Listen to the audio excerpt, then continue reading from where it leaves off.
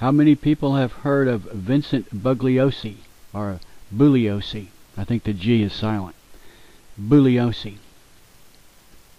Well, he knows John Nazarian, for example, in Hollywood, Sunset Boulevard, O.J. Simpson land, Los Angeles. He's in with the movie makers. You don't know of Bugliosi because he's written several best-selling books, and he's just written another best-selling book, something to do with George Bush committed, what, I don't know how many thousands of murders. Criminal. My position is that Bush is guilty of murder, not a mistake. So he and I are talking about two completely different things.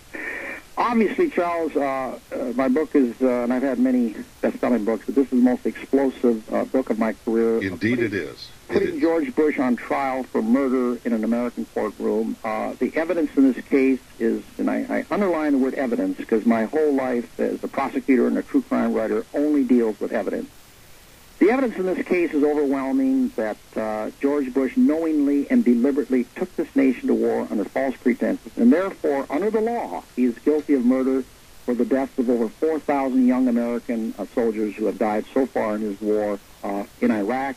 And let's not forget about the fact that over 100,000 innocent Iraqi men, women, children, and babies have also died horrible deaths because of George Bush's war. In my opinion, what we're talking about here is the biggest crime ever committed by a public official or private citizen in American history. And if justice means anything in America, and if we're not going to forget about these 4,000 troops, right now as I'm talking to you, Charles, they're in their cold graves decomposing.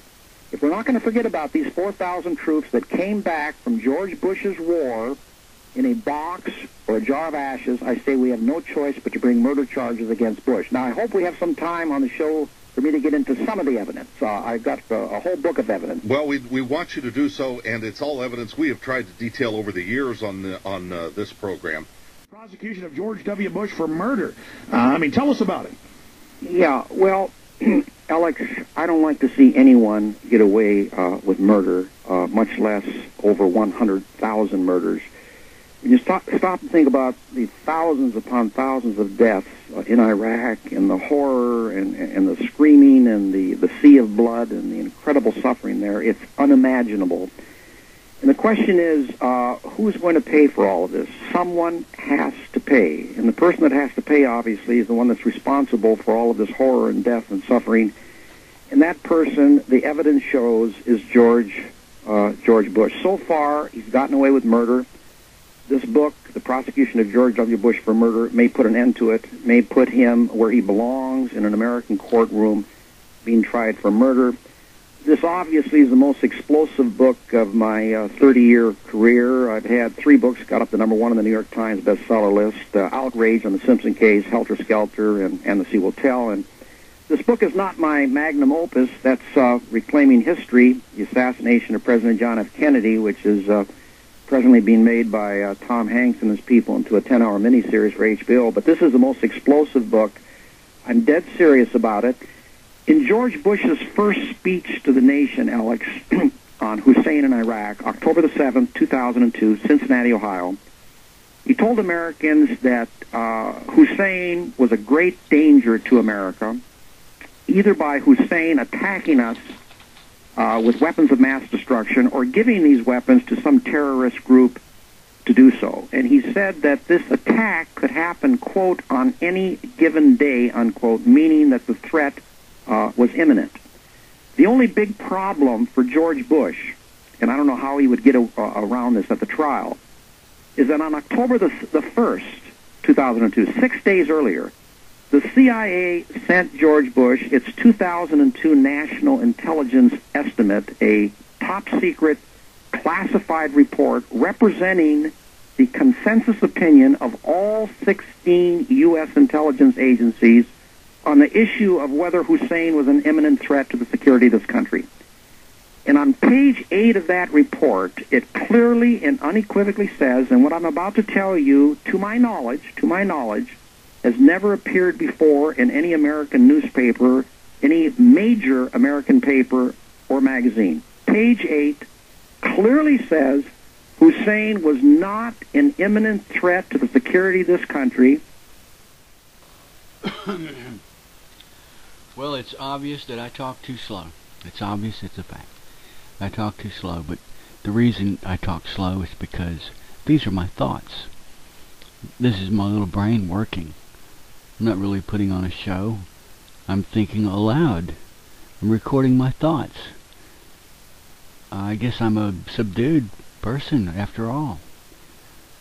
I just uploaded yesterday the videos about this black network that I discovered through my efforts as a 9/11 truth debunker. I'm still slightly wounded by all the bites of the piranha fish that descended upon me to try to eat me alive for casting doubt on the notion that Dick Cheney was busy in the basement of the trade towers on the first week of September 2001, busy in the basement planting his thermite cutting charges, which do those things even exist? I mean, is there such a thing? I don't think so. You know, and their latest theory is that the reason Cheney and Rumsfeld, Karl Rove, planted those thermite charges because they had already arranged war exercises to take place on September 11th, and had already got the so-called Arab hijackers, you know, who are still alive, in place to pretend to fly hijacked airplanes. It's pretty elaborate.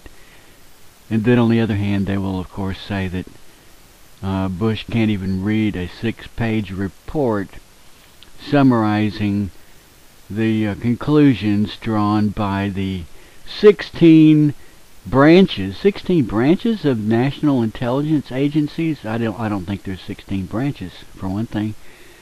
I think there's like 3 or 4, some of whom are believed trustworthy by President Bush, and some of whom are simply political players working for the opposite party and for the worldwide socialist network of whack jobs, in my opinion. And of course he would dismiss their conclusion. Update. The intelligence community has been revamped repeatedly over the years, especially since the days of Ronald Reagan, and it was also politicized further and made less useful and effective in the year 2004 with the enactment of the Prevent Terrorism Act, or whatever it's called. So today there is 16. Jesus, what was that? I guess that's what it's like when they suddenly turn your power off while you're using the computer.